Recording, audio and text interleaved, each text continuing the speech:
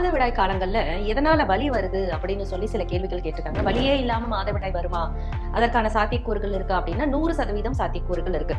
நம்ம முன்ன நிறைய விஷயங்களை தொடர்ந்து ஃபாலோ பண்ணிட்டே இருந்தோம்.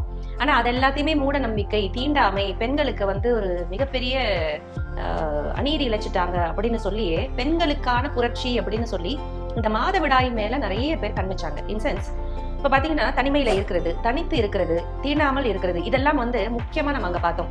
தனிமையில் இருத்தல் அப்படின்றது என்ன? இன்னைக்கு சாதாரணமா உங்களுக்கு கொரோனா பீரியட்ல என்ன பண்ணாங்க? தனித்திருங்கள், தனிமையில் இருங்கள் அப்படின்னாங்க. தனிமையில் மற்றவர்கள் தீண்டாமல் இருங்கள் அப்படின்னாங்க. இப்ப இதெல்லாம் தீண்டாமை அப்படின்னு நம்ம எடுத்துக்கல. இது என்ன நினைச்சிட்டோம் அப்படின்னா தொற்று அடுத்தவங்களுக்கு தொற்றிடும் அப்படின்னு நினைச்சிட்டோம். அது காரணம் அல்ல.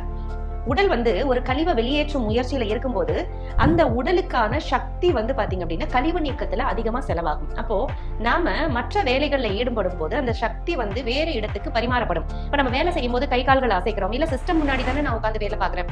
அதனால என்ன அப்படிங்கும் போது நம்மளோட மூளைக்கு அந்த சக்தி பரிமாற்றம் ஏற்படுது.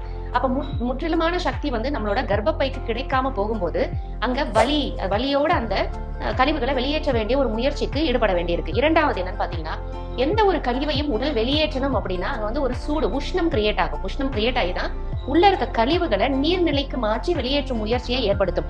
அப்படி முயற்சி ஏற்படுத்தும் போது பாத்தீங்க அப்படின்னா நம்ம இன்னைக்கு என்ன பண்றோம்?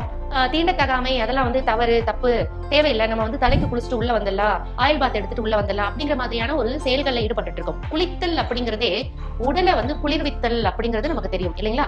அப்ப குளிர்வித்தல் பண்ணும்போது உடல்ல இந்த மாதவிடாய் காலங்கள்ல ஏற்படுற அந்த சூடு அப்படிங்கிறது, உஷ்ணம்ங்கிறது தணிக்கப்படும் போது உள்ள இருக்கிற அந்த கழிவு, அதாவது இந்த முட்டையில் உடைந்து ஏற்படுற அந்த கழிவு பாத்தீங்க அப்படின்னா சூடு தணியறதுனால கட்டி கட்டியாகி உள்ள தேங்க ஆரம்பிக்கும். அப்படி தேங்க ஆரம்பிக்கிறது கிளாட்ஸா வெளியில வரும்போது ஒரு வலியோட வெளிப்படும். இந்த வலியோட வெளிப்படாம இருக்கணும்னா மாதவிடாய் காலங்கள்ல பெண்கள் செய்யக்கூடாத விஷயங்கள் என்னன்னு பாத்தீங்கன்னா